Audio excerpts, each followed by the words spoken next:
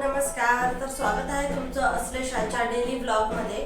तर आता थंडीचे दिवस संपत आलेले आहेत आणि उन्हाळा सुरू होणार आहे.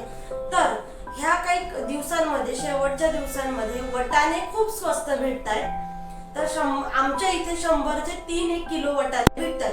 तर मी आता ते वटाणे आपल्याला स्टोर करून ठेवायचे, कारण हे शेवटचे वटाणे आहेत. यानंतर आपल्याला फ्रोझन वटाणेच घ्यावे लागणार आहेत. तर जितके शक्य होईल तितके वटाणे आपण स्टोर करू शकतो. तर मी इथे 100 चे 3 किलो वटाणे आणले होते आणि हे ते वटाणे आहेत. जवळपास 1-1.5 किलोच्या वर वटाणे, जास्त पण कमी नाही, 2-1 किलोचे वटाणे असतील हे. आणि यातले काही मी वापरलेले सुद्धा आहेत आणि काही मी आता धुवून ठेवलेले आहेत, गाळून ठेवले व्यवस्थित स्वच्छ. तर हे वटाणे आपल्याला स्टोर करून ठेवायचे आहेत. आणि शेवटचे वटाणे आहेत जे की ताजे वटाणे आहेत, आपण ते व्यवस्थित स्टोर करून ठेवू शकतो. आरामात 2 ते 3 महिने हे वटाणे जाऊ शकतात, त्यांना काही होणार नाही.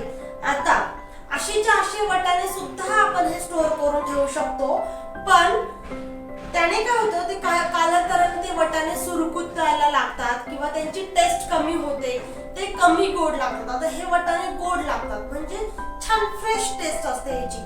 पण जेव्हा ते सुरकुतायला लागतात आणि खूप दिवसाचे होतात, तेव्हा ते असे हळूहळू छोटे व्हायला लागतात. म्हणून आपल्याला हे वटाणे आता वेगळ्या पद्धतीने स्टोर करून ठेवायचे आहेत, फ्रीज करून ठेवायचे आहेत.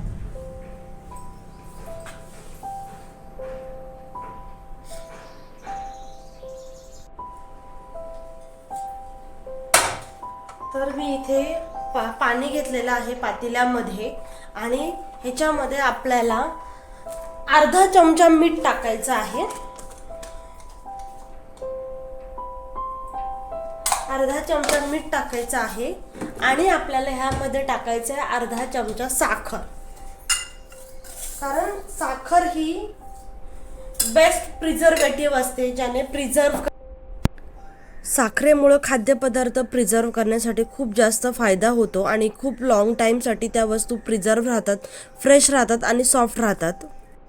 म्हणून बहुतेकशा ज्या काही आपण खाद्यपदार्थ प्रिझर्व करून ठेवतो किंवा साठवून ठेवतो, त्यामध्ये साखरेचा उपयोग जास्त प्रमाणात केला जातो. बहुतेकशाच पदार्थांमध्ये साखरेचं प्रमाण जास्त असतं. आणि साखर सुद्धा विरघळली आहे, मीठ विरघळलेलं आहे. तर ह्यामध्ये हे वटाणे आपण टाकून देऊ. आणि हे वटाणे, हे बघा, खूप दिवस जर असेच ठेवले आणि त्याला मोड येतात. तुम्हाला दिसतंय याचा मोड? असे मोड येतात. तर मग हे मोड येऊ नये म्हणून आपल्याला ही गोष्ट करायची आहे. जेव्हा आपण अशा छोट्या छोट्या गोष्टी करून आपला खाद्यपदार्थ म्हणा किंवा आपल्या वस्तू म्हणा अशा जपून ठेवतो ना, तेव्हा त्या गोष्टींची मजाच वेगळी असते. म्हणून कुणी म्हणेल की हे कशाला एवढा तामझाम, पण ह्या तामझामामुळे जो काही आपल्याला रिझल्ट मिळतो ना, त्यासाठी आपल्याला ह्या सगळ्या गोष्टी करायच्या असतात. आणि हे वटाणे, आता कोणतीच गोष्ट शुद्ध भेटत नाही आहे, पण मग ज्या पण गोष्टी आपल्याला फ्रेश भेटतात त्या आपण स्टोर करून जशाच्या तशा स्टोर करून ठेवू शकतो. तर आपल्याला ती गोष्ट करायलाच काहीच हरकत नाही असं मला तरी वाटतं. म्हणून मी हा सगळा तामझाम करते. आणि हे वटाणे प्रिझर्व करण्याचं महत्त्व काय हे फक्त स्त्रियांनाच कळतं. म्हणून हे असे वटाणे जर प्रिझर्व करून जर तुम्हाला ठेवता आले तर नक्की ठेवा.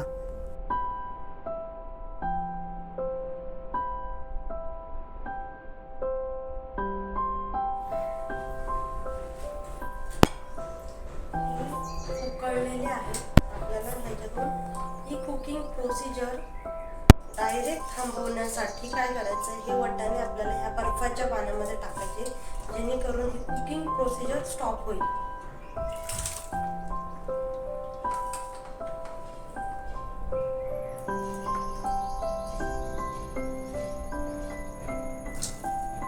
याचा हिरवा कलर जो आहे ना, तो ॲज इट इज राहतो. त्यामुळे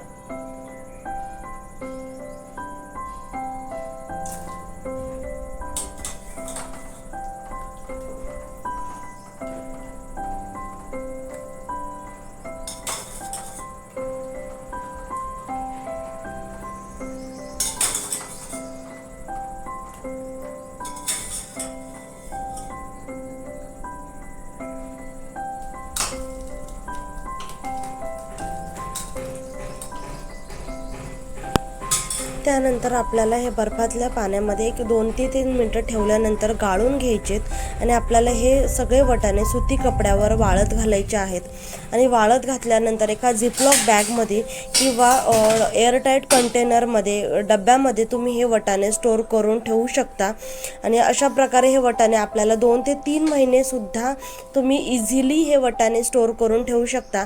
तर तुम्हाला ही रेसिपी किंवा ही गोष्ट तुम्हाला कशी वाटली मला कमेंट करून नक्की सांगा आणि आजचा व्हिडिओ कसा वाटला, युजफुल असेल तर लाईक शेअर सबस्क्राईब करायला विसरू नका.